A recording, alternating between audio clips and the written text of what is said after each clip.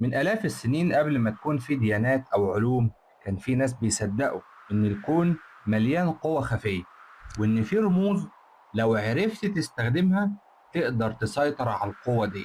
لكن في نفس الوقت الرموز دي كانت لعنة، لأن كل واحد جرب يفتح البوابة عمره ما رجع زي ما كان. النهاردة في قناة إسلام عبد العظيم، قصة ورا قصة، هحكي لك عن 3 رموز، 3 من أخطر الرموز اللي عرفهم التاريخ: الشمس السوداء، العين التالتة، الجمجمة والعظام. إياك تستهون بيهم، لأن حتى المعرفة عنهم بيبقى ليها تمن. الشمس السوداء رمز غامض ظهر في حضارات كتير من أوروبا القديمة لحد السحر النازي في القرن العشرين. السحرة كانوا بيشوفوا فيها مصدر طاقة من عالم الظلام، الشمس اللي بتنور العوالم التحتية. في الطقوس كانوا بيرسموها في منتصف الدايرة السحرية ويقفوا حواليها يرددوا تعاويذ بلغة شبه منسية، معتقدين إنهم بيستمدوا طاقة من شمس تانية، شمس مخفية عن أعين البشر. الأسطورة بتقول اللي يتأمل في الشمس السوداء أكتر من دقيقة بيبدأ يشوف خطوط من نور أسود تمشي في الجو وتوصله لمكان ما ينفعش يدخله، لأنه لو دخل ما ينفعش يطلع منه تاني. العين التالتة، الرمز ده ارتبط بالحضارات الشرقية والهندوسية، لكن السحر الغرب استخدمه بطريقته. بيقولوا إنها مش عين عادية، دي نافذة للروح وبوابة لعالم الغيب. السحرة كانوا بيحاولوا يفتحوها من خلال التأمل المظلم، ساعات عن طريق أعشاب مهلوسة وساعات عن طريق طقوس دم. لكن في تحذير قديم بيقول افتحها مرة ومش هتعرف تقفلها تاني، لأنك بعد ما تشوف العالم الخفي الكائنات اللي فيه هتشوفك برضه، ومش كلها ودودة.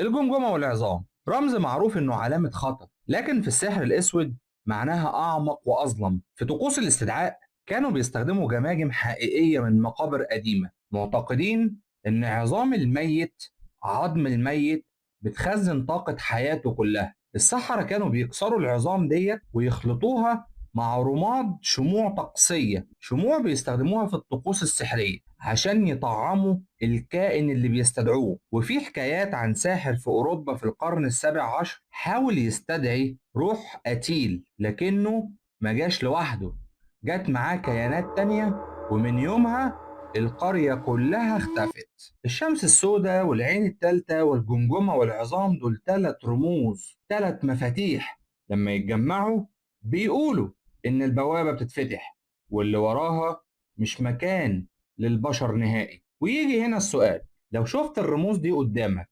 هتبعد ولا هتجرب تفتح الباب وتشوف ايه اللي في الناحية التانية؟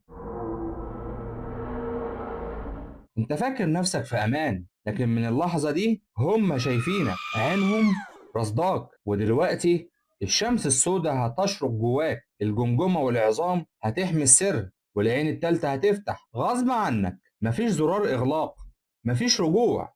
اشترك في القناة عشان تعرف الرسالة الجاية قبل ما توصلك وانت نايم. لو وصلت لحد هنا فانت مش متفرج عادي، انت حد بيحب يعرف القصة اللي ورا القصة.